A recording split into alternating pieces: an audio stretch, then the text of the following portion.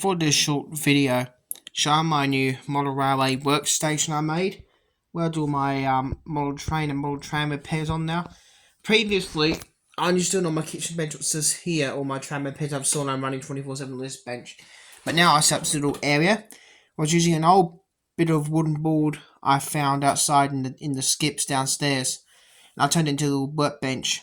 I've got my soldering iron. That's from my old soldering station. The other bit broke, so I thought just drill a hole in the table and just stick it in there and have a hook, homemade hook up here to hold up the thing.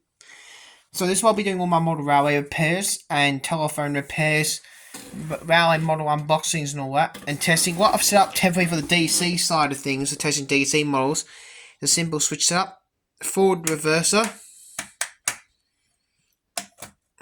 on and off, and track overhead or track power. If I flick this one up, turn on mid trams, push down, so I'll push this one up. It also moves.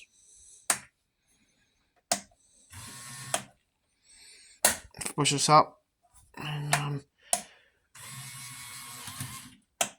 where it responds to that, which if it's overhead on or overhead off, it depends on that. Because I have to low over for testing overhead vehicles. And I do a model railway because I'm this as well. Got my electric drill here, battery powered drill. Recently from Kmart, I bought the shelves. I've got all my telephone spares and other spare parts in it. I've got my telephone resistors.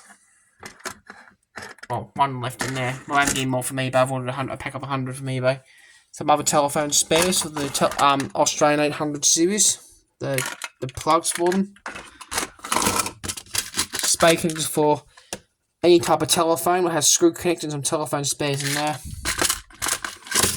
Other resistors you see in there for the locomotive models of mine, 1 and 1K, and heat shrink, multimeter, other spare parts, overhead cable, stuff I use, lock parts, my program cables, my radios in there.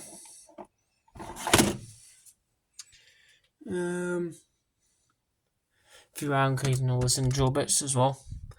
And like I said, up mainly as a workspace. So I could have a kitchen bench to myself when she wants to do things, but mainly before I had this, I did all my work on this bench line, but behind me do all the work on there with the soldering iron. But now if my mum wants to do cooking and I want to do something on my way to do my work on here, while my mum does all the work on the kitchen bench. Got the fire extinguisher down here, just in case the soldering iron catches something I like, I can put it out straight away. I will mention this on camera. If you ever have a model railway, it's a good idea to have some sort of fire extinguisher for your model railway, in case something goes wrong with your model power, with the power switch in model trains. I think it goes catching on fire. Especially have a fire, but not a dry powder one like this though. Get a CO2 fire extinguisher that spray dry ice. They're better for model railways, not these powder extinguishers. If you spray it on a model railway, you'll turn your bucket. It'll be like snow over your layer, and you'll never get it off your layer. So the best idea is have a CO2 one, what will just spray dry ice. So this is my new workbench. I do have a telephone here. I've got to wire this up soon as well. I've got the cable in, as you can see. It goes down under the floor up to the telephone line. Excuse the mess on the floor. I'm cleaning that up soon. And that will be wired up for incoming calls and outgoing calls. It's a proper railway one. There's the dial. And the handset in there.